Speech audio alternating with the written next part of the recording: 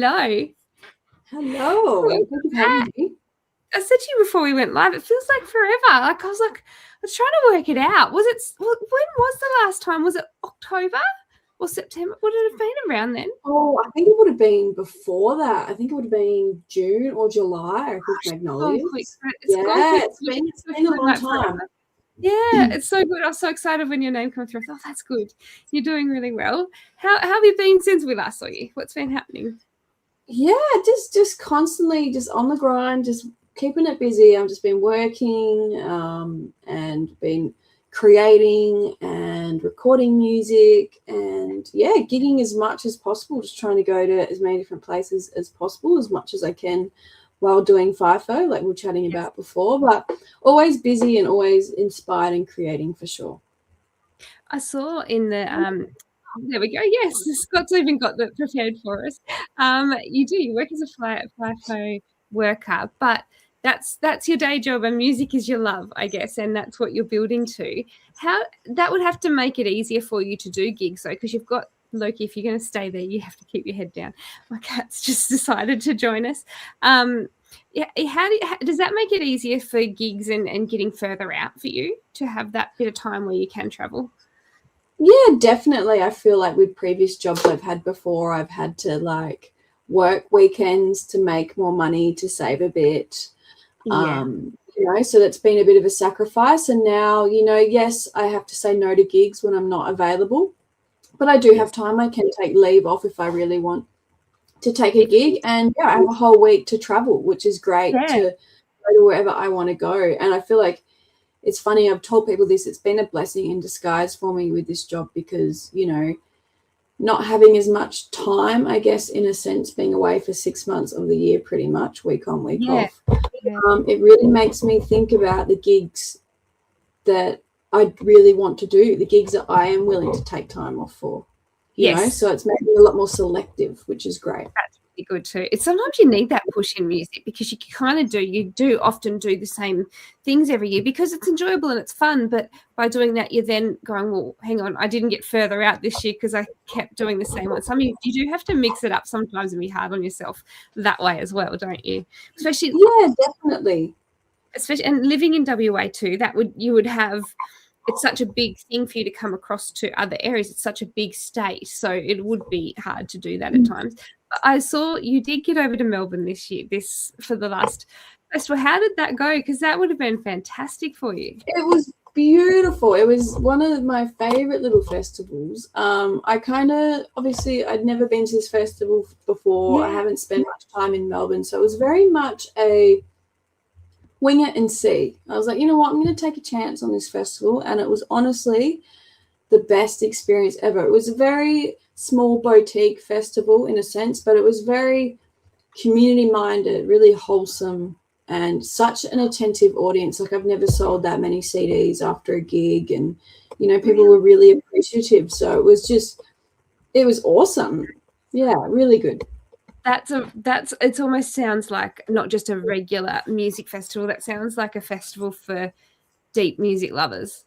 Like you can tell with your audience when you're sitting there and they're attentive to your words, attentive to the music. It's a different environment again, isn't it? To a party crowd, it's a very different vibe. Yeah, definitely. And that's funny what you were saying before about being selective and, challenging yourself to do more things and different things, and they're the kind of gigs I want to do, like little festivals and beautiful intimate songwriter nights. I think they're really special to have an audience that really, I think this Newport Folk Festival, they are a folk music club, so that's why it's such a beautiful audience. Like they're all musicians themselves, they're all supportive of one another, and it just made it incredible. Music, don't get me wrong, I love there's not many live gigs I don't love going to, but my favorite sit down show is a songwriter night where you've got a couple of artists on the stage that quite often have never even met each other, and it's the raw scenes behind the music to the song to the person. I think you get to know so much more about the song. And Kate, we missed you in Melbourne. Come again. We have a good scene here. They really do, in Melbourne, don't they? Well, funny saying that. I might have applied for this festival again. I'm not going to say anything, but yeah, I will possibly be back. So definitely keep an eye out. Give me a follow, and then you'll see when I'm going to be in Melbourne next, Kaz. Thank you. And have you been to Melbourne as just a visiting before, or did you get to go around and have a bit of a look while you were there, or was it quickly flew in and flew out? I was there for about a week, and I definitely made the most of it. It was just literally my week, my swing off work, pretty much. And yeah, went to Wilson's Promontory, I think it's called. That was beautiful. Got to see a wombat for the first time. I did lots of op shopping in Melbourne and got to check out the city. So yeah, I definitely made the most of it. You know, I'm definitely one that, you know, when I travel, I like to see as much of the place as possible because I feel like it inspires my music as well. Yeah, I think so. And you're getting to see the behind the scenes stuff that's not just a regular tourist. I think when you go places, that's what I like to do, is get to see all those different things. But you haven't seen a wombat. Are there no wombats in WA? Is that no wombats whatsoever? Really? No wombats in WA. I'm pretty sure they're only in like Victoria and New South Wales or something. We've got them. We've got them here. Oh my gosh! I have to send you a photo. Yeah, we've got them here. Last weekend, I had one that was not even 2 meters away from me. I'll send you a photo. I can't believe. I thought they were all over the country. There you go. No, that's why it was such a special experience, and it was funny. I went with a friend of mine, and he kept saying to me, "I was like, you know," because I kept saying, "I'm going to see a wombat. I'm going to see a wombat." And he's like, "No, you know, they're hard to come by. Like, don't bet on it." And then I literally walked onto a beach, and it was on the beach, and there was a fresh water stream running out to the beach, and it was drinking the water, and it was amazing. It was such a sight to see, so it was very special. Did it look how you thought, like size wise, and was it how you'd thought? It did. I've always loved wombats as well, so yeah, it was so cool, and it was pretty. It was healthy as well, which was great, and it kind of, you know, everyone kind of said their hellos while like kind of keeping their space. So yeah, and it kind of just waddled off with its little, you know, does this little specific walk. You know? Your bucket list. Yes, definitely. Got to write a song about a wombat. Oh, exactly. And I think you should come to Tassie because I can definitely take you and show you a lot of wombats. A lot of wombats. That sounds so good. Sounds lovely. So many here.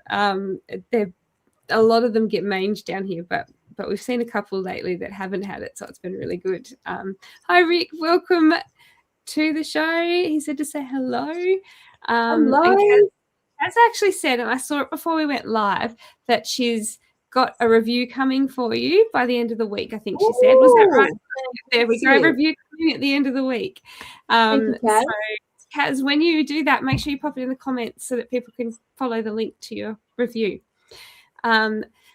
So Someday Somewhere, tell us about this song, because I have read the brief, obviously, that Jules sends, but I love hearing about it in your words and how it came about. Yeah. So I wrote this song about 2 years ago, and it was funny. I was just waiting to start this job, this mining job, and I got told that it was a 3-month wait, and I didn't have a job. It just was a long process. I'm not too sure why, but it was a long wait, and I didn't have a job. I was broke, and I was like, well, I can't do anything for 3 months. So it was just a very lull time. Like, I was like, what am I doing in my life? And I just was a bit down in the dumps kind of thing. And I just wrote this song. It was just like a song that I wrote pretty much to myself as like a reminder to me to like keep being myself and keep working hard. And there's lots of little personal things, you know, stuff that I need to continue to tell myself that I've put in there, like little reminders. It's just a bit of a pick-me-up song, a song to remind me to keep on going, and that someday, somewhere, good things will come. I had a little look. I listened to the song because I'm a bit of a stickler. I like to listen to the song before I talk to people, and then I like to listen to the song before I see the film clip. So you can take different from the song, and I think the song, I could hear that you, in a way, you were sending a message to yourself. You could sort of feel that as well, and feel that you were telling it to whoever was needing to hear it.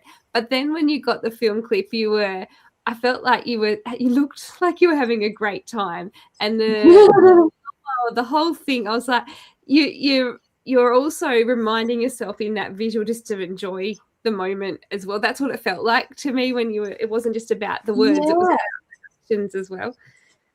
Yeah, it was definitely, and it's funny, it's like the whole plot of like my car not starting, I don't want to give it away, and then me finding the option to get to my gig was quite funny. It's just like how things don't work out. But yeah, I kind of like my plan with that music video. It was filmed by Emma Smart as well. She's a wonderful videographer.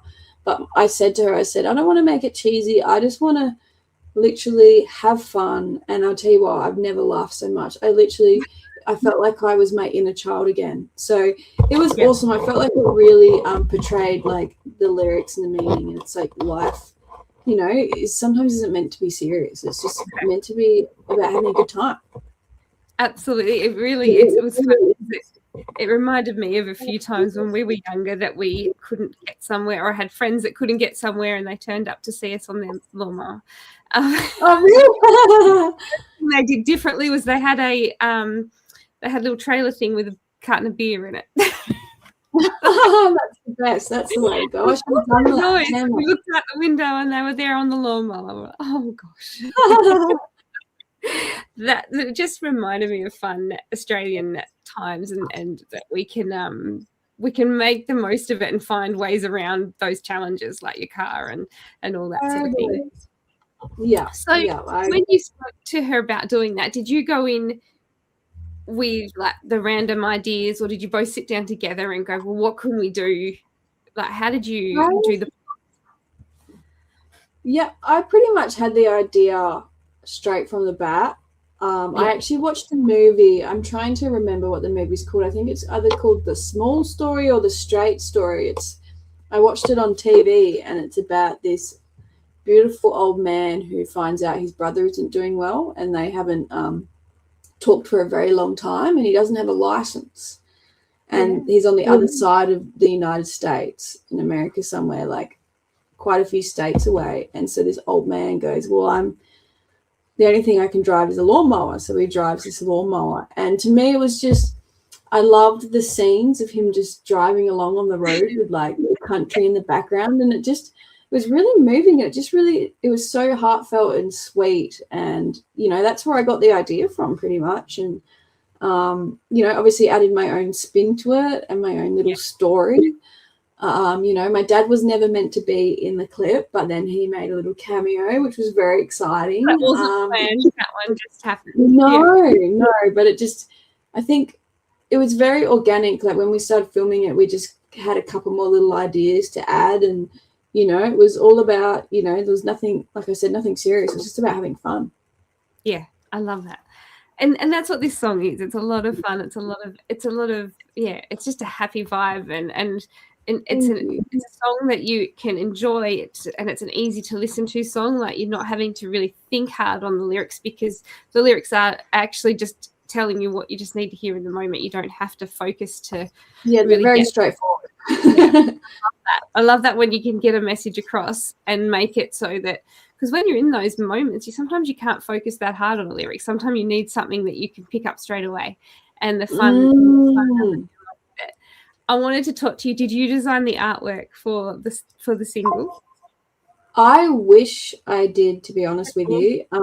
It was Melody Crouch. I saw her. She did work with another musician in Western Australia, an amazing artist. And yeah, I wanted something different. I wanted something colourful. And what I said to her was, like, you know, I sent her the photo of me that I asked for her to put at the front, and I said, I want it to be like a new world, like someday somewhere, like this new bright world with flowers and birds and all that stuff. So yeah, I was so happy with how it turned out. She did an amazing job. That it's also the second artist design from what you've described to me, and where yeah, definitely. While we've got that slide up, though, make sure, guys, that you scan the QR code, because that will take you to watch or listen from whatever platform you're using, and you can go and have a listen when we finish tonight. So if you haven't gone over and seen the clip and listened, go and have a listen, and then pop it in the comments, because we still get them even if we're not live. So let us know what you think, because we always love to hear your thoughts on new music. And even what festivals to apply for would be a good one too. Let us know where you want to see Savanah play.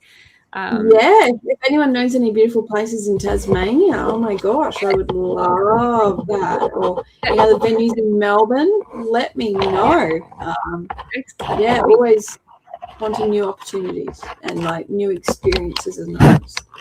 Well, I know that you've got your guitar there. Are you still happy to do a song for us? Yeah, for sure. I'm going to do the new single. Wonderful. I'm going to give you the room and I'll be back when you're finished. Perfect. Hopefully I don't forget the lyrics. There's a lot to remember. Okay, here we go, guys.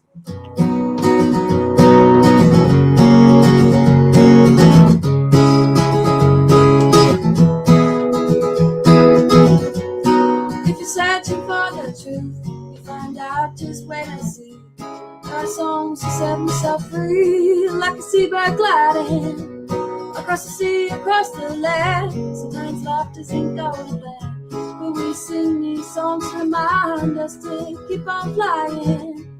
Someday, somewhere, this will all make sense. Our pain will be put to rest.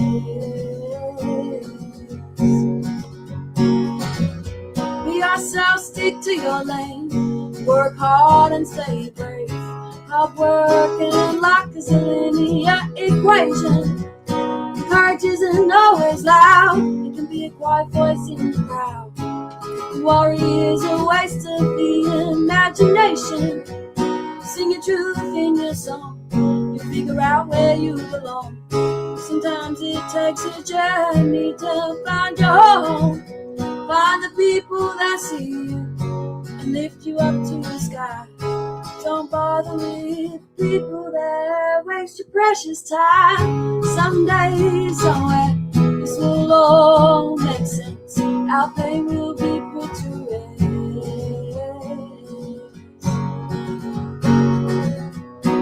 rest. Trust your intuition, bring your plans to fruition.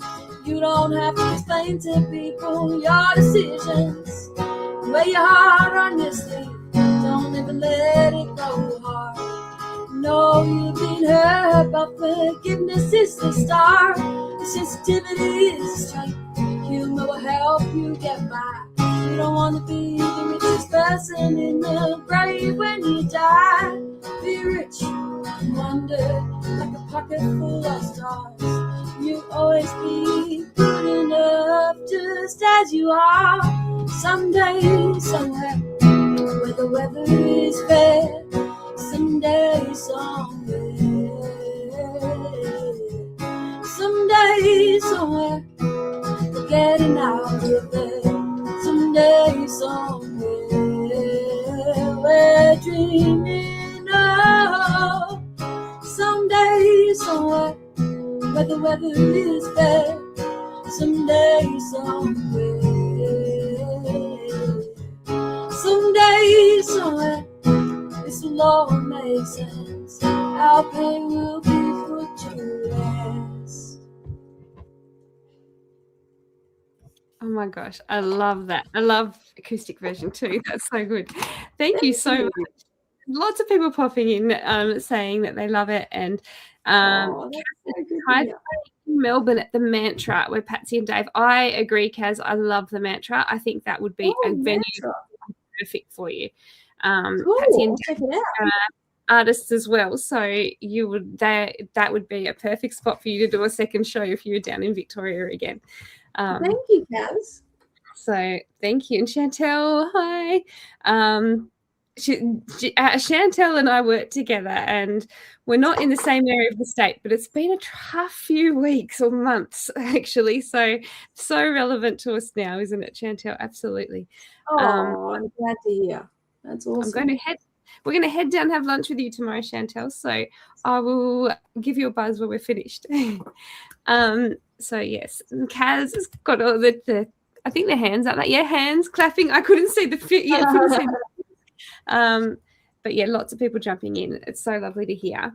How are you going since releasing the song? What has your feedback from people been like? Have you had a lot of comments and people saying they needed it? What's it been feeling for you? I've definitely had a lot of fans and followers and friends and family like personally reach out, which I think means more to me. It's funny, like you can have all these numbers and about plays and likes and all that, but it's nothing better when you get like someone personally messaging you saying, oh, this song really means something to me, or I had a friend of mine message me saying, I'm in Thailand at the moment. I'm currently listening to it on the bus and I'm looking out over at the view, and it's such an amazing song. And then another friend say, oh, I've been listening to it every morning and it just makes my day. So yeah, that kind of stuff always means a lot.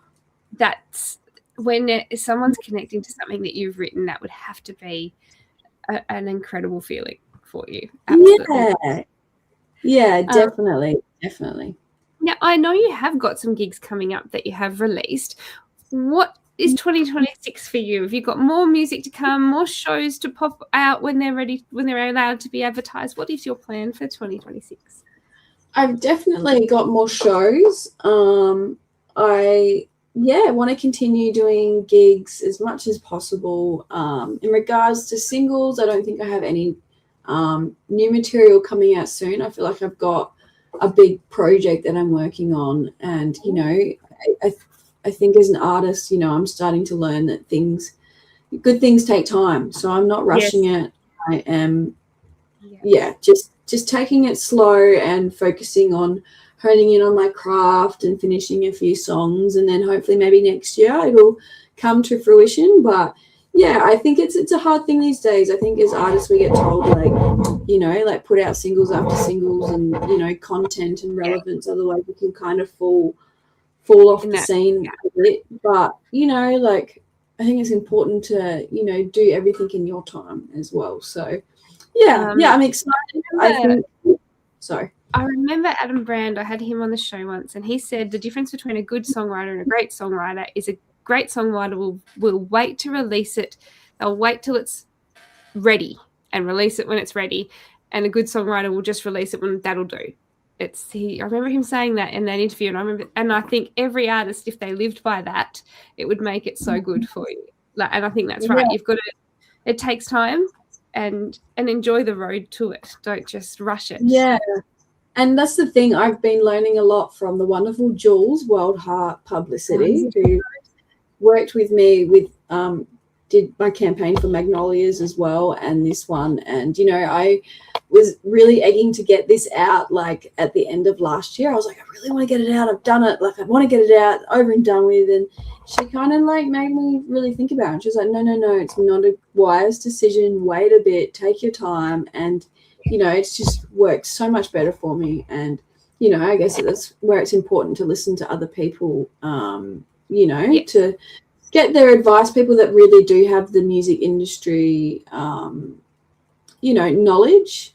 And yeah, like I said, it also, things do just take time, and, I've rushed plenty of releases before and it's never worked out for the best. No, it's something, and look, I can get that too. Like especially with something that you've written, and there's quite often a period of time from writing to recording to then being able to release. Like it does, at times it would feel like a long time, and sometimes you feel like you need to get it out because you're starting to move into another song because you're writing that. So you can understand why you'd be itching to get it out, and itching for the world to see it as well. But it's sometimes patience. It is worth waiting, and people like Jules with so much experience, it's great to have those people around us. And I think in Australian music we have a really good industry where we're all prepared to talk to each other and give advice like that. Which is great. Yeah, definitely. Very, very great. Kaz has popped a comment there and I missed it, I think. She said, I always think that it must be cool when people respond in an audience. Yes, absolutely. Definitely. Yeah. That means nothing better. Like when I've done, I've actually found some really amazing artists after doing gigs. Like I've had people come up to me and they're like, you remind me of this artist, or have you heard of this artist? And they, are complimenting me and saying other stuff. And, I've discovered new artists because of people coming up and having a chat and complimenting me, and that's inspired me even more. So I love it when I get audiences come up. It's great. That's why I feel very lucky I get to do this show, because we get to introduce to new and different artists and things. But to have someone compare you to an artist, that'd be an honor in itself, and it opens your world. Just having a look, Scott's just popped a new little fun fact for us up here. Someday Somewhere has been nominated in the top 5 for Blues and Roots Song of the Year at the West Australian Music Awards. That is so cool. How exciting. It was exciting. It was even more exciting, like the fact that it was unreleased. So it was last year that it got nominated. And I think with these songwriting awards, it's not really to do with releasing times. It's not like if you've written it in that time frame. Yeah, and you submit it to them rather than so that you can choose that I wrote this in that. I mean, you can submit it, can't you, for them to hear for most of those? Is that how that one works? I'm not too sure. All I know is, I had to submit it for that year because it only is for that year. That time, yes. I think they have from like the second half of 2024 to like all of 2025 or something like that. And so you kind of have to, So very, very stoked with that. It's for it to be unreleased and get that recognition was awesome. And like my passion is songwriting and the words and the meaning, so obviously people think it's good. Absolutely. And songwriting wise, how have you been going? Are you sitting down and making yourself do set times, or are you just letting the ideas come when they come? How do you go about writing your music? I am definitely not a prolific writer, and when I say prolific, I mean like a song a week or a song a month. Like I might punch out like 3 songs a year. It might be 10 songs a year, but I've always, like there's a lot of people that say the more you practice and the more this and that, the more chance you'll write a good song. But, I just do it when I feel like it. I've always been that way. It's always been, I can tell at the moment I feel like there's lots of songs brewing. There's a lot of songs that I've kind of need to finalize and stuff with this big project I'd like to do. I'd like to put out an album. But that's a next year thing, with recording and all that. But that's a huge step. So I feel like I've got lots and bits and pieces. Like I've got the skeleton there and I just need to flesh it out. But like I said, like I can feel songs brewing, and I always find if I actually get a pen and paper and go down and try and force a song, it just never works. I end up hating it. So I need to wait for it to come to me, and then it will do its thing. It just happens in its time. Yeah. And I always love hearing how everyone writes, because we all write so differently, but like you let it come. It flows more naturally, I think, sometimes. I guess when you're doing regular sit downs and writes, like, when you have to book them in to do co-writes and things, you probably get used to doing it that way over time. But sometimes when you are just a person that it comes to, you just got to go in the moment, just make that time to sit and write it when it happens, not make yourself. And that's why I feel like it's important to slow down as well, because, if I'm not sitting there in boredom and, my imagination's not running a bit wild and thinking of things, then I don't get these ideas and these things don't come to me. We're such a busy world of, of course we don't have time to create, but you have to slow down in order to make that time, Yeah. I think we learned that in COVID, didn't we? Because I think COVID taught us all that I think we were in such a busy world before it happened that we didn't know we needed to slow down. And so those that got to slow down really like, oh, I did need that. And I didn't get to do that at the start of COVID because I was nursing. But I think that there's so many songs come out of COVID, and the general theme that we get is that people learnt they had to take them time to themselves to do those things to let them happen, because otherwise you're too busy and you miss those moments.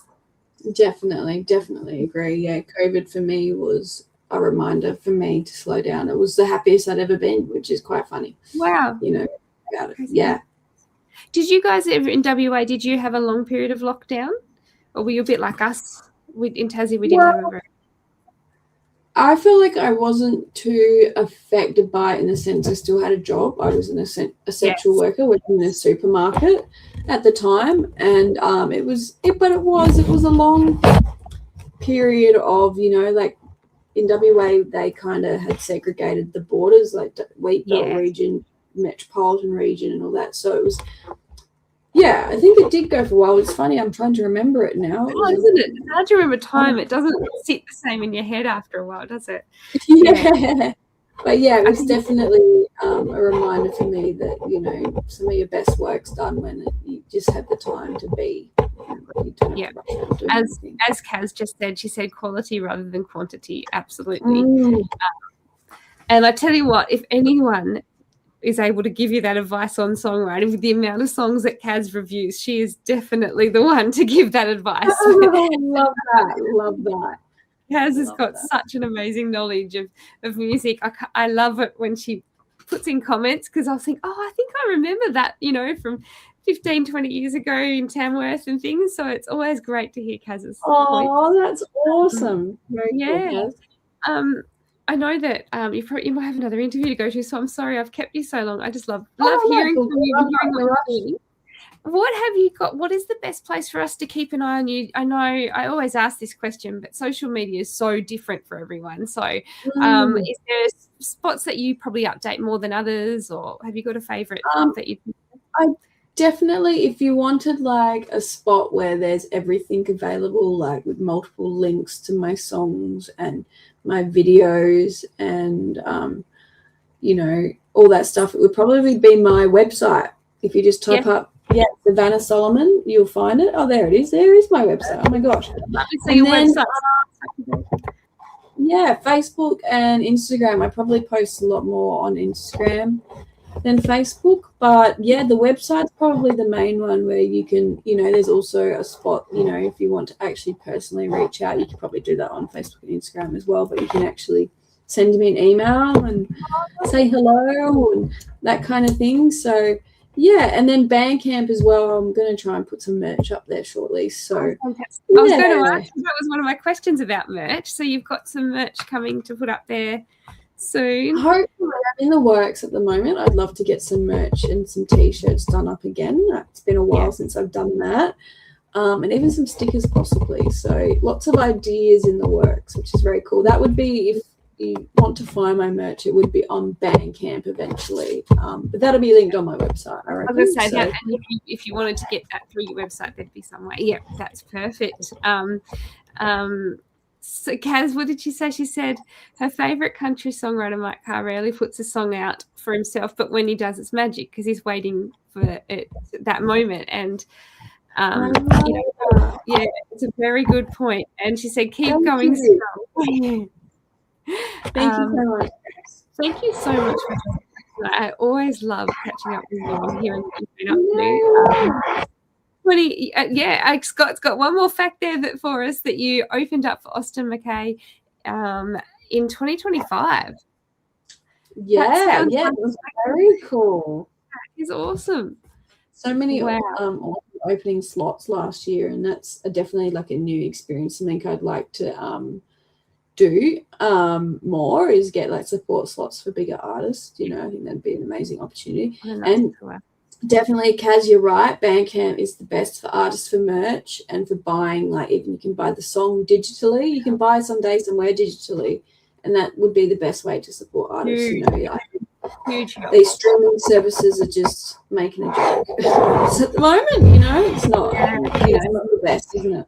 It's a very hard industry. I think when it comes to songs now, I think we both, I've said it before, you know, for listening to music, it's great because you used to have to save up and you'd go into a CD store and you could probably afford 1 or 2 CDs, not many as you want. And then on the other side of the music, you guys don't get any money for that. And so it's such, you know, you have access to more, to hear more, to enjoy more, but then the artist side, it's hard because it's already happened, but there are ways like that you can support. And I think Australians especially are really good at supporting artists with merch. I think we've learned that we know we can listen to your music online, and it definitely helps. It always helps when people listen.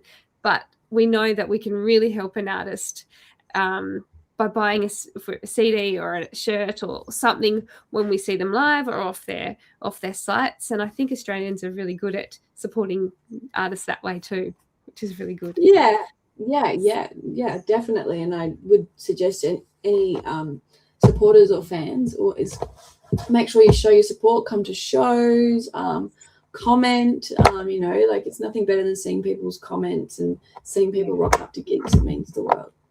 I think sometimes in this industry, although we've got amazing fans and there's an amazing family of artists and industry workers, sometimes it still feels quite lonely.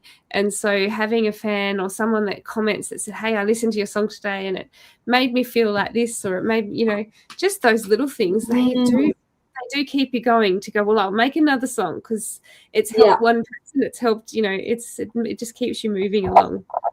Yeah, totally agree. Those moments mean more than people know. And that's why I always find if I find someone inspiring, I always reach out to them and let them know.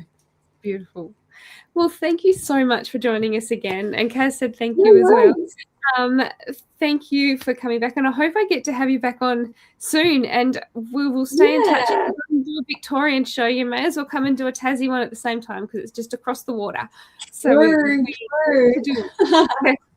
I have great. A Victoria in mind for you. So let me know when you do.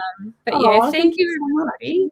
We will be back next week. So everyone stay safe and keep sending the pictures through of all the music and festivals that you're at. There's so much coming up in the next few weeks. So we love the photos. Send them through. Yeah, perfect. Oh, well, thank you everyone for having me. Thank you, Country Kickback. Yeah, thanks for listening. We'll see you very soon, everybody. See you guys later. See ya.